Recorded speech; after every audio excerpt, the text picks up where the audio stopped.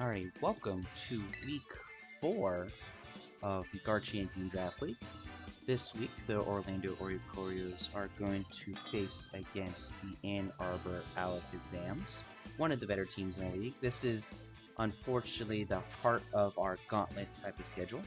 So we'll go into the fight. We have Great Tusk, Clawitzer, Como, Conkeldor, Hippowdon, and Dragonair. So we know his Dragonair is going to be his Terra for the fight. The question is what Terra will we be getting. It can have normal, dragon, and fighting. We'll find that out later in the fight, hopefully. So while we're looking through here, we're just kind of getting everything set up here. I have a secondary screen with speed tiers. That way I can kind of be more educated on speeds, hopefully. And just going to get everything set up, taking guesses on everything. So we know that in the past the Como has been more of a setup sweeper, so we have to be very cautious of that. And we know that Great Tusk has a lot of utility with it being a spinner, being a sweet sweeper, or even being a defensive bulky variant, so we don't know what he's bringing against us this week. So we're going to lead with Cloyster as we kind of looked over everything. It's probably the best lead. Yeah, it can be a little vulnerable to some of his attacks, but it can definitely, if set up, can be the biggest problem that we can bring early game, early fight against his team. So teams have been selected, and we are going to go in, and we see a Como lead. So we were worried about that, knowing that it was probably one of his better sweepers. So we just need to be very cautious of what to do. We wanted to lead and begin with a Shell Smash, thinking that we were going to be slower, but we ended up being faster at turn 1.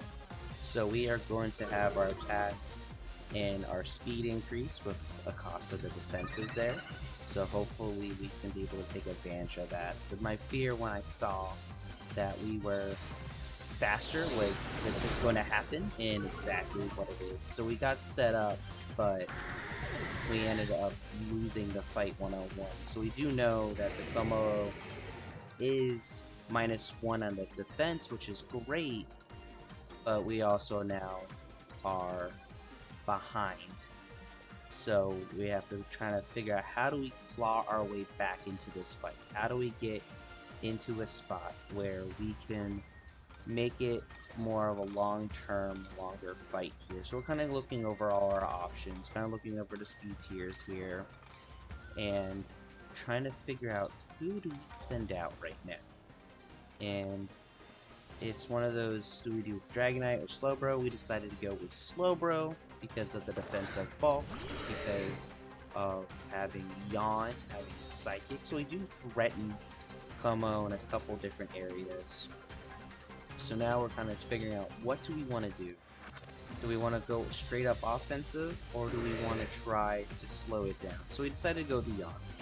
And we knew Slowbro's not going to win any speed runs any single time, so we know that Como is going to outspeed us every single turn, and he just gave himself the Omni Boost, which was a little nerve-wracking at the time, because really we're just afraid of those speed buffs and those attack buffs, because we know that right now the defense is neutral. So we weren't sure really what to do next, but I think Psychic was our best option as it's a super effective attack. We're going to hope that Slowbro can withstand a hit. It usually can. It's a fairly bulky mod. So we're just going in here, and yeah, we take that attack. We take that half, a little over half, not too bad. And then his defensive again, back to -1. But we're doing special attack here, and the Como is asleep. So we were able to get that sleep off, which is very effective for us. So we were kind of looking through of what do we do? Do we attack? Do we take advantage of the free turn? Because at least we get 1 turn of sleep. And see what else we can do here, and we decided that the best course of action was to utilize that regenerator ability to our advantage and do a switch out. And we're going to switch out to Fortress. So we have this Fortress set up for a couple fights actually. We were actually working on this set throughout the week, and something we were wanting to not test, but be able to see how effective it could be. And giving him a free switch in without having to break the sturdy is always a great tool. So we know we have the sturdy, so we're going to throw out those spikes. knowing that there's a chance of a wake up, which is fine.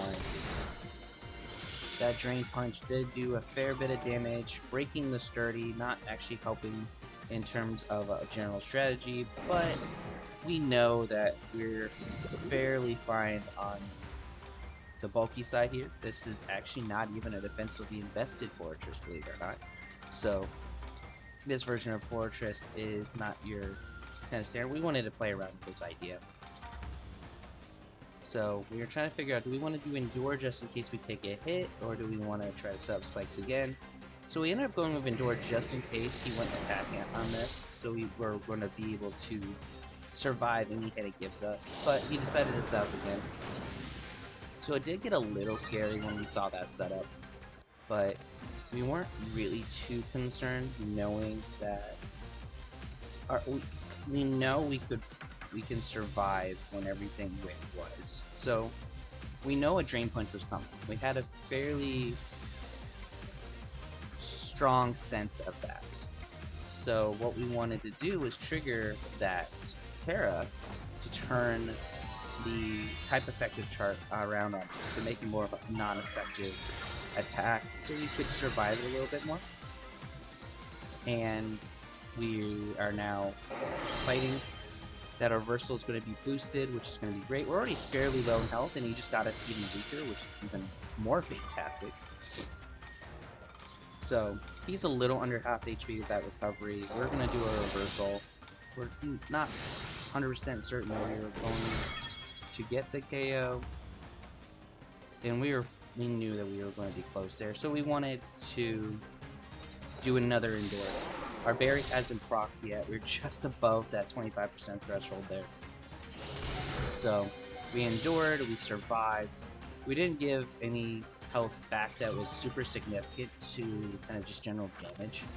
So we knew that we will go first next turn. So do we want, the question was he going to switch? And should we go boom with explosion, or should we just go reversal with a max damage calculation there? And like we were kind of predicting, our berry does trigger, which allows us to go first this turn. And we have this Terra reversal. It's going to definitely get the KO now. So we are even on Mons. Now this is a 5-on-5 with, unfortunately, Fortress being on the last life and not really having any way to survive other than maybe an Endure. But it's one of those situations where we are in a position of scouting for the next turn or two, because we don't want to give up any free switches if we need to. So we're just waiting for our opponent to bring up the next Mon. I'm sure he's looking at what his matchups and his options are for us, because he's not just worried about next turn, he's worried about 2 to 3 turns, just like we are. So here we are just waiting, and we see the Conkeldor, which is what we were kind of expecting because of the pure fighting type, and he gets poison on the entry. So we weren't sure at the moment if was this a Guts wall breaker kind of style Conkeldor, or was this something else. So we do Endure just to kind of scout and see what we get, because worst case scenario, we at least get a poison tick off this, and we get the knockoff, which doesn't do anything to us. We've already consumed our berry. The critical hit gets nullified by the Endure, which is fantastic. We see that we're losing some HP, so we know this is a life orb Conkeldor. So even on a turn that we do Endure, we still get about 25% damage onto the health there. So here we know we're just not going to win any speed ties. There is no way we're going to win. So he gets a 1 HP Drain Punch back, which in the long run is honestly a better win for us because of the life orb and because of the poison. So even through 2 turns, Fortress has done more than enough to get us in a position where we are feeling more into the fight compared to the previous weeks. So Conkeldor is a little above 50% HP. We are down to 4 Mons. He's down to 5, one of them being poisoned. So now we're trying to figure out, what do we do? Who do we have that's going to be somewhat effective against the Conkeldor? We know we have Slowbro with Psychic. It's fairly defensive. But we also have a couple other Pokemon that we could entertain with the Dragonite, with the Hurricane. But we ended up going with the Slowbro. We aren't expecting any miracles in terms of what we can really do. We know we're going to be taking a lot of damage here. We survive the knockoff. We lose our Rocky Helmet, so he doesn't get any damage from that, unfortunately. But he does still lose HP to the Life Orb. And then we're going to do a Psychic. We weren't expecting anything until that Life Orb damage, so we do get the KO. So again, we're tied on Mons, but our fourth is closer to the end of the fight. But Slowbro definitely put in a lot of lifting. Like, Slowbro and Fortress during this fight have done a great amount of setup for us, where they did some cleanup, they did some long-term strategies beyond, and the reversals. We know that Great Tusk coming in, not getting the poison, means that Great Tusk has heavy-duty boosts. So that's something we are just kind of seeing. Would that be something we have to worry about for the future? Going over the damage calc, going over what it could have, we don't believe that we are going to win any speed. And did we really want to give Great Tusk a free hit on any of our remaining Mons? It's really what we were kind of looking over. So toward the end of the the damage assessment, we decided to kind of going over what can we do, and we decided to go Skull, just hoping maybe we might get a hit. We didn't think we would. So this Rapid Spin comes out, clears our poison spikes, so he was able to get rid of the hazards, go +1 on the speed. So now we know that the Great Tusk is going to outspeed our remaining 3 Pokemon. So the question is, how do we go about that? So on here we're looking at our different moves or different kind of type matchups here, and we ended up going with Go-Goat here after kind of just double checking what we can do and kind of looking at it. Obviously when you look on the screen here, it looks like Go-Goat is the obvious choice with all the super effective attacks, with it being pure grass with that coverage that we brought for today's matchup. So we just wanted to double check. As this delay is because I wanted to check some damage calcs on Samurott versus Go-Goat. So with the timer coming down, it was one of those we had to make a decision and pull the trigger, so we ended up pulling the trigger on that Go-Goat going out. So now we have a choice, because we're just not sure on what type of variant this is. We just know it's under the utility because of the spin. But we wanted to make sure that we are doing a little more longevity to this, because even if we get to a +1, Great Tusk typically outspeeds if we're both on the same speed tier. So we weren't really sure if a Trailblaze really was the best option, so we went with Horn Leech instead. Because any hit we take, at least we're going to get some of that health back, which is something we wanted to. So the bulk up comes out, so now it's even more bulky and more dangerous, and we're kind of afraid. So we do a Horn Leech, which does about a third, even with that bulk up, so we weren't too unimpressed. So we're trying to figure out, is going +1 on the speed worth it? And then kind of just evaluating which choice we want, also with the play rough being a thing, but after kind of doing some of the damage calcs in the rough math, we decided a stab Horn Leech is definitely better than nothing. So knockoff comes off and knocks off our Exalt Fest, which won't really matter anymore because of how just general damage calculations are going, but that crit matters. That extra damage on the crit definitely mattered that turn. So now we're at a point of what do we do? We're definitely afraid and definitely more concerned with the fact that we're going to get knocked out this turn. With that bulk out, with us losing the Exalt Fest, we were not confident that we were going to survive any hit it gave us regardless of the move it did. So now we go in, and we're like, alright, time for Samurott to come in, hopefully do some decent damage here, definitely set us up for the rest of it. Now we know that Samurott's not going to win speed, but with Aqua Jet being priority, we were just kind of looking over like, you know what, Great Tusk is probably staying in. He's put too much investment onto the turns. So if we can get a KO on this Aqua Jet, that would be fantastic. Now, with it being I would say about a third of health left. We weren't really expecting an Aqua Jet to KO, but we were expecting it to definitely do some decent damage. The knockoff coming back in, again setting us up and setting us back at the same time for damage ranges on his end. But we kind of went, you know what, we know, or we believe, that this is enough for us to just get another setup KO. So we don't have the muscle band for the rest of the fight, but we definitely got rid of this setup sweeper Great Tusk that kind of didn't really do as much damage to the lineup as we were fearing, which is always a good feeling where you don't lose as much when you are doing just a one-on-one. So we know that Callouts coming out. We know the Mega Launcher ability is a problem. The question is, did we want to give Dragonite a hit? Because, again, as you see, it's multi-scale. So we didn't want to break that multi-scale unnecessarily. So we are just going to take whatever the Clawser give us. So we just did a Ceaseless Edge. We put down a layer of spikes to kind of help us launch for what we needed to do. And we just take the Aura Sphere. We knew that was coming. That wasn't anything that was unexpected. It's usually one of the things that Clawser just typically does. And this is not the easiest decision. We just go in and hope that we can set Dragonite up for a sweep. So now we have Dragonite versus the world. It's 1-on-3. And we're just looking over Clawser's typical movesets, knowing that it already has Aura Sphere, which we resist. Knowing it's probably going to bring a Water Pulse, which we resist.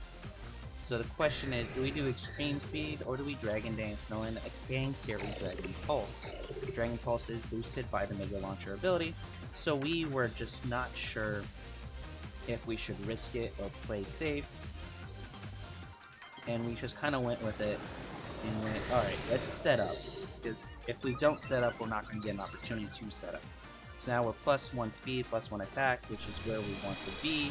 And we ended up just getting a Flash Cannon, which was fantastic. Yes, our multi-skill breaks, but when it looks at more long-term, it's one of those situations where the +1 attack, +1 speed is definitely more important than the slight defensive drop we get with multi-scale. So we do it at extreme speed, knowing it was going to KO.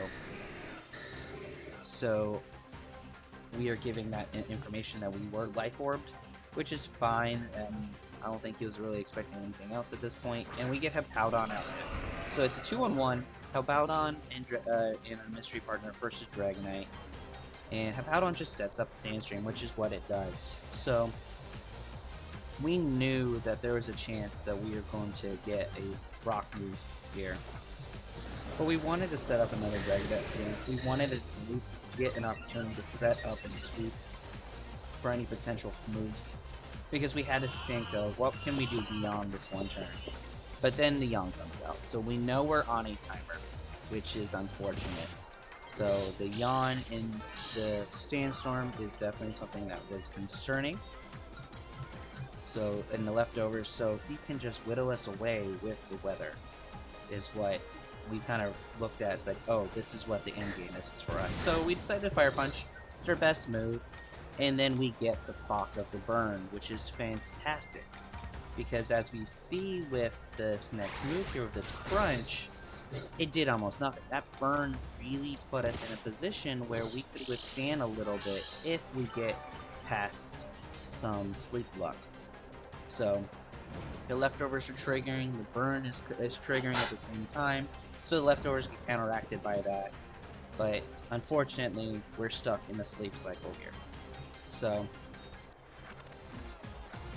we just have to go for it, and we knew this turn we were going to be asleep. We knew we were losing a turn from it. So we just picked a move because there was just no way with the sleep mechanics in this generation. You have to have one turn of sleep. So we are just waiting on what he's going to do, kind of figuring out, is he going to stay and do some chip dust, but he decides not to. He decides to withdraw and send out his 6th Pokemon, which ends up being Dragonair. So Dragonair is one of his Terra captains, so we knew a Terra was potentially coming out. And he knew that this turn was a free turn for him because of the sleep. So a very smart move on his end, very similar to what we did with Slowbro earlier in the fight. But even on that, we still put about 25% or 20% damage on the Dragonair with the entry hazards and the weather. So we were just kind of going over everything like, what do we do this turn? And we decided to extreme speed this turn because we knew that it was one of those, if we wake up we can do good damage. And here comes the Terra. And it revealed that it is a Terra normal type Dragonair. So with that being the case, we know that our type chart just kind of flips a little bit, and he does a dragon. So we're a +2, he is +1, so we are still faster on all those different areas. It just sucks that we lost that turn on sleep.